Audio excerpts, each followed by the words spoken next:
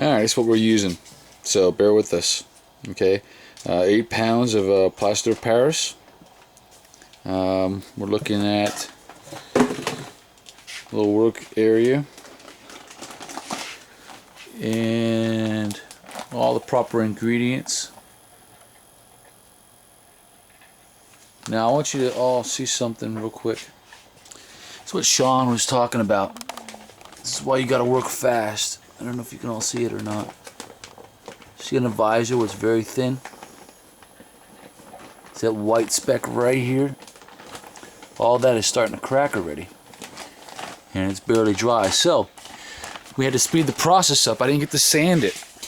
I didn't get to sand it or shape anything. See that? Because it's very thin right there. It started drying the fastest. So, we are going to cast it. Hopefully it turns out. We'll see. And then I will take, like the visor, not worry about cracking because that comes right out. We cut that out anyway. But any other fine cracks I'll fill in with Bondo, and we'll do a recast with the Smooth 20 or with the Rebound 25 anyway.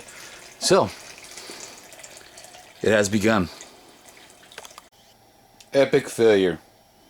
Okay, don't do it. Didn't even make it.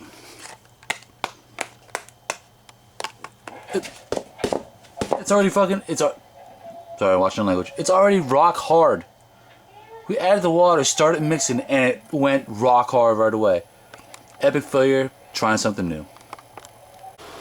Alright, one of two things are going to happen right now. It's going to be an epic failure, no one's going to see this video. Or it's going to be a success, and I'm going to invent a new tutorial. It's a sulfur clay. Okay, the problem with the sulfur clay and being a water-based clay, two things. One, it's going to crack. Two, Rebound 25 does not want to stick to sulfur clay. What we did with the hand plates, pass me a hand plate please.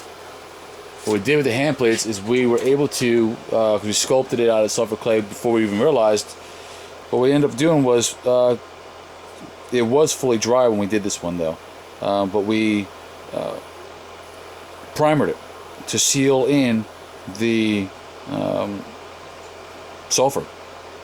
So the Rebound 25 stuck to it and we were able to cast this perfectly.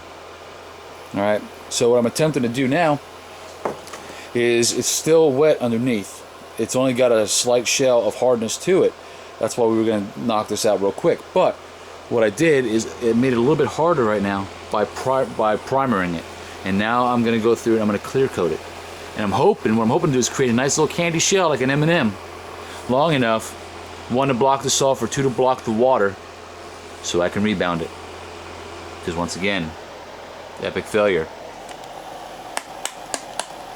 Almost instantly. But if it works, then we will have a new tutorial on our hands. Alright, here I am outside. Okay, something I want to discuss with you real quick. The importance of this is paramount. Whenever you're painting or clear coating or using any type of stuff like that, hold on sweetie.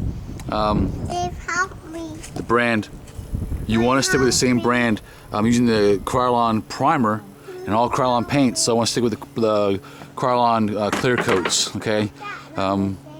If not, you have the chance of cracking and peeling the paint. Sometimes it's pretty cool when you want the battle damage effect, you want the paint to crack with another color paint underneath, you can do that. Mix your clear coats with your different types of paints. What I use now is this triple thick crystal clear glaze. I bought this because I want to use it on a shield to kind of give the shield a glazed look rather than just a gloss look. But I'm using it now because it's really thick and it dries within minutes, and I'm going to see how well this seals the clay. Hopefully it'll hold that moisture in long enough for the Rebound 25 to cure and without cracking and without releasing the sulfur as well. So wish me luck. I don't see any new cracking other than what was already there. Very hard for me to see with this camera, but you can see the cracking and stuff. So, but wish me luck. All right. I know when to count my losses. All right, so What we decided to do, we talked about it. It did harden nicely, by the way, but it's still wet underneath. So one thing Brittany pointed out is I got a fat head, and we knew this. I've known this when we started building it, but we always played with the chances that maybe by the time it was finished, it would fit. And if it doesn't fit my head, it's not going to fit the majority of y'all's heads. So we're thinking kids, somebody with a small head. Not little kids like Astrid or my daughters, but somebody with a smaller head than mine. So what we're going to do now is we're not going to cast it, or we're not going to mold it. What we're going to do is we're going to heat up the styrofoam, get the styrofoam out of it now that we have a nice little shell to it where we can move it around and stuff. And we're going to get the shell out. Once we get the shell out, we're going to let it sit for a couple days to thoroughly dry. The water needs a way to escape. And that way if it does crack, or it shouldn't, because number one, there's no head inside there anymore, but if it does, it will crack more on the inside and keep the outer shell, which we can build up with more paint and maybe resin, who knows. But point is, we're going to strengthen it up, let it dry out. Once it's done, we're going to cut the visor section out. If there are any cracks on the outside, I'll Bondo, and we're going to detail with a Dremel all these little other spots, all the little detail. We're going to make sure it's detailed up nicely. We're going to paint it, and it's going to make a nice little statue. I'd like to keep it as a statue, nicely painted up. But the offer's out there. If any of y'all want to purchase it, throw me a line. It is kind of heavy. I'll do my best to make sure it would be ready to ship to begin with, and insured and all that good shit stuff.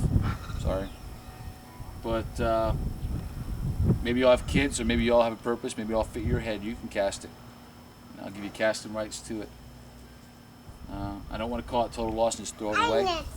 We will make use out of it. So, give me some feedback on what you would do, because I already know what I'm going to do. So maybe you can help us out a little bit. All right.